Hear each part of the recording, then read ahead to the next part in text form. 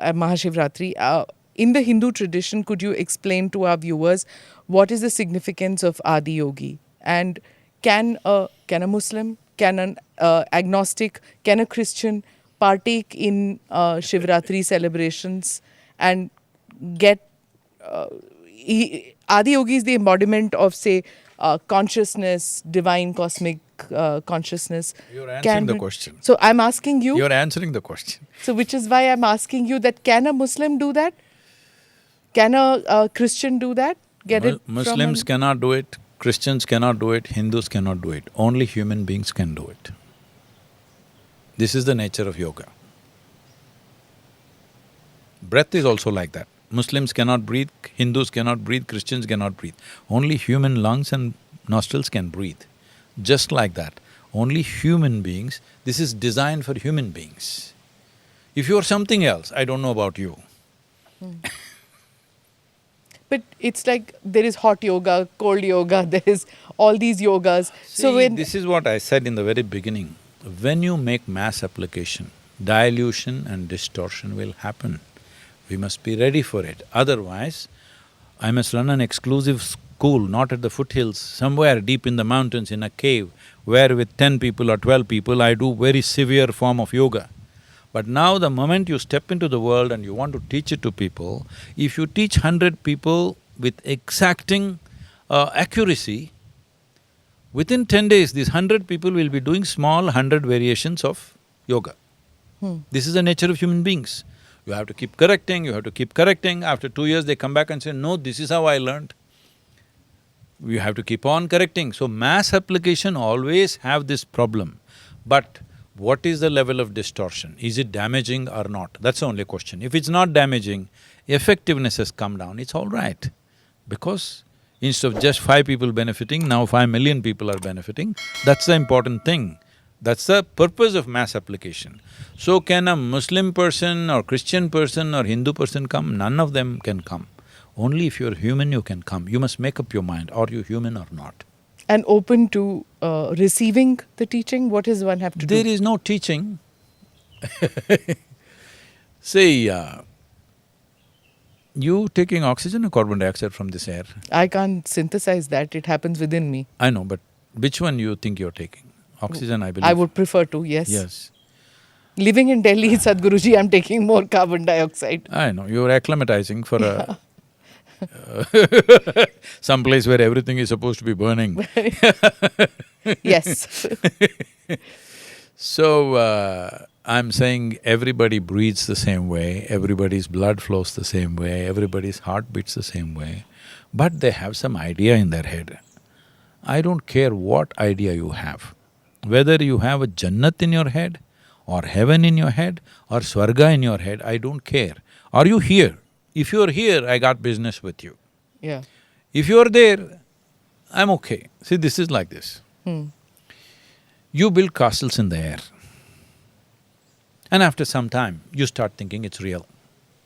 Then we say you're neurotic. And then you start living in that castle. Then we say you're psychotic. The third person comes and collects rent for that, psychiatrist. Okay. Talking about… So what you think, what you believe is up to you, I don't want to get involved with that. But if you're a living, breathing human being, this will work because this is not my idea, this is not my philosophy, this is a science. If you observe nature, you will see on certain days there's an advantage. It's up to you to make use of it or not. I'm saying please make use of it. What happens on Mahashivratri day? Night, actually.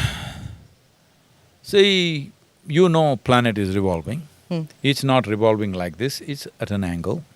We are right now at 11 degrees. This is where the magnetic equator is. The equator is 11 degrees down, but magnetic equator is here. That is why we are at 11 degrees. Chidambaram temple at 11 degrees. Many things of significance around the world they established at 11 degrees in northern hemisphere because when it spins like this, there is a centrifuge.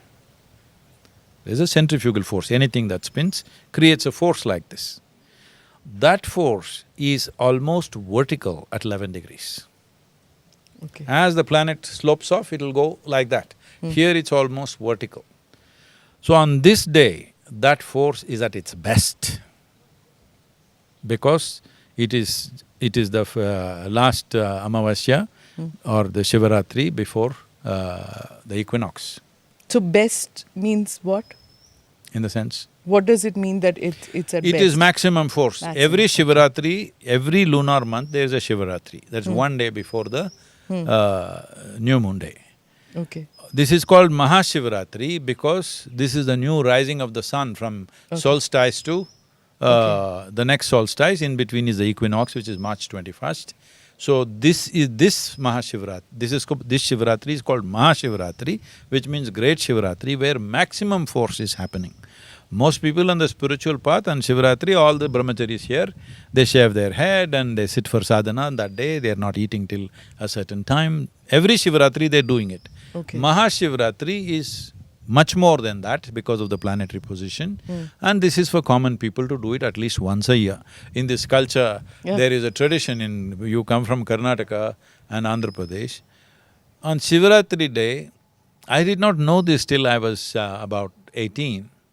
I saw a lot of, our school boys, others going outside in the nights on their bicycles and throwing stones on the tile-roofed houses, you know that? Yeah, I've heard of it, yes. See, this was done because children were told that you must wake up everybody. That night, they should not be horizontal. If you're vertical, there's an upsurge of energy naturally. If you're horizontal, it may cause damage to you. So, with full stomach, if you're horizontal, you could cause damage to yourself. So, sit vertical and keep the stomach, if not empty, at least light. And sit vertical so that natural forces you can make use of. It is like, see, if you want to do anything, if you can do it all by yourself, it's fantastic. But there are very few human beings who can do that. For everything, they need a little bit of help. Yeah. So here is a little bit of help, quite a significant amount of help, that on that day, there are stories telling some hunter was sitting on a tree and unknowingly not knowing what to do because they were a tiger or a lion or something, and he was just plucking leaves and putting it, and there's shivling there, and he got all the benefit. Why they're telling this story is, even if unconsciously if you sit up and you're hungry, it'll benefit you. So, it doesn't matter who you are. You are not anybody, you are just a human species. You believe you're something else. That's up to you. Do subscribe to the ANI Clips channel to get shorter versions of this podcast. Click here to watch the full episode.